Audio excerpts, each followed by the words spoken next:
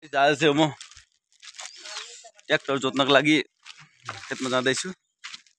छोते कट्टु लाएर अनि छोते T short अनि यस साथमा चाहिँ एउटा बटुकी अनि यसमा चिसो त्यो चाहिँ अनि मेरो साथमा छ यो ट्र्याक्टर लिएर म खेत जोत्न लागेको। मैले स्टार्ट गर्नुपर्छ। ल अब मैले चाहिँ यो ट्र्याक्टर स्टार्ट गर्नुपर्ने हुन्छ।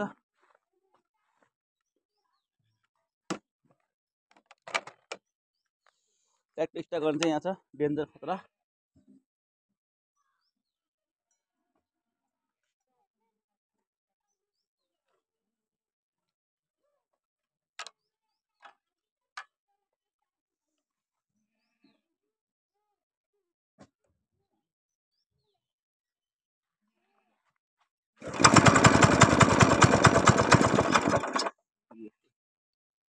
भएन है भएन गाई चाहिँ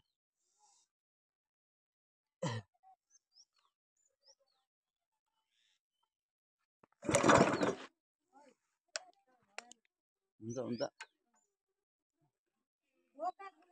भएन भएन केही छैन म अब चाहिँ गाइजो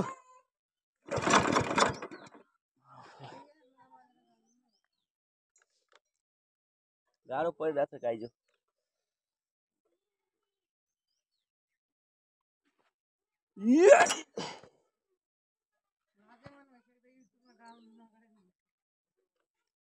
स्टार्ट भएन।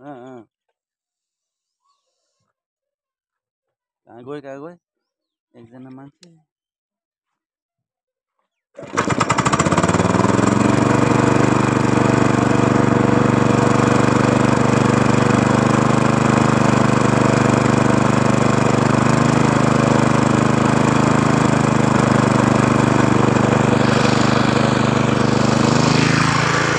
भइसकेको छ। स्टार्ट भइसकेको अब म चाहिँ ट्र्याक्टर लिएर जाँदैछु।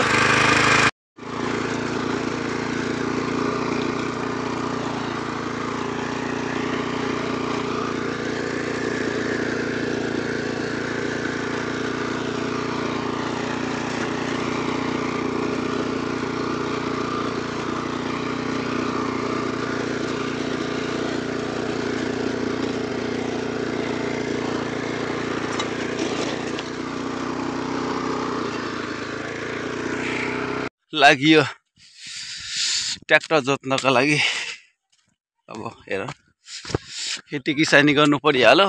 दुईटा टायर दुईटा काँधमा हालेर हिँडियो। अब खेत त रोप्नु पर्यो। त्यही त खेत रोप्नै पर्यो। नरोपे के गर्ने हैन। अनि खेतमा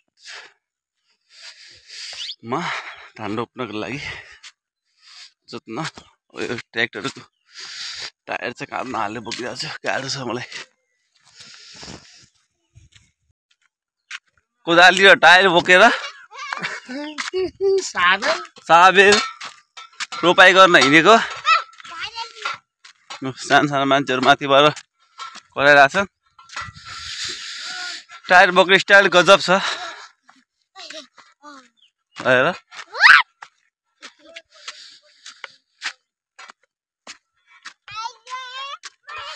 जोत्ने मान्छे त हिँडिसक्यो। भित्र ठेल्दिन थोरै।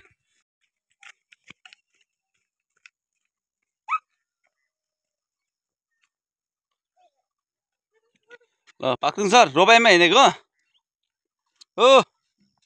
रोपाइमा हिँडेको अनि खेत के गर्ने बाउसे गर्ने हो साबेलले सक्छ बाउसे गर्न हो। ओ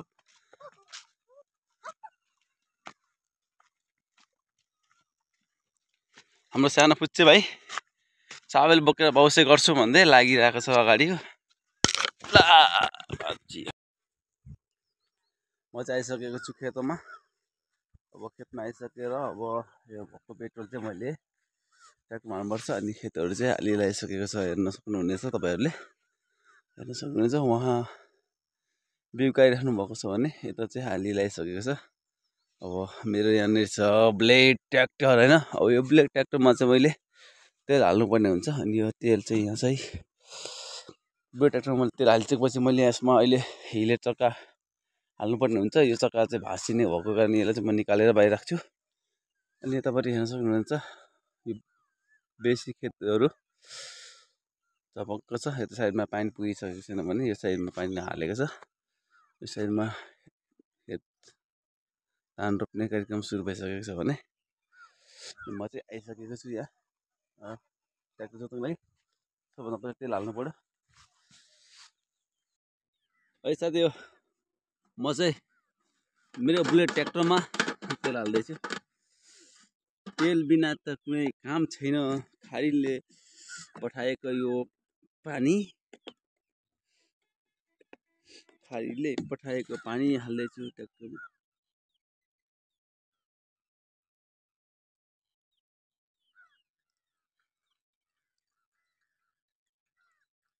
के गर्नु, यसलाई पनि खानेकुरा दिनु परिहाल्यो। के गर्नु, यसले खाँदो रहेछ खाडीको पानी, मरुभूमिबाट निस्केको पानी खाँदो रहेछ, खुवाउनु परिहाल्यो।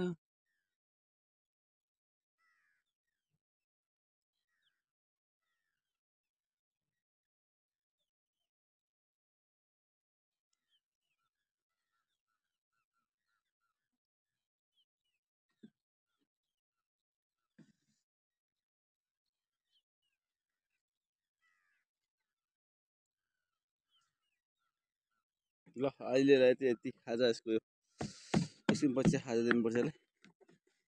अहिलेलाई चाहिँ यति पुग्छ होला।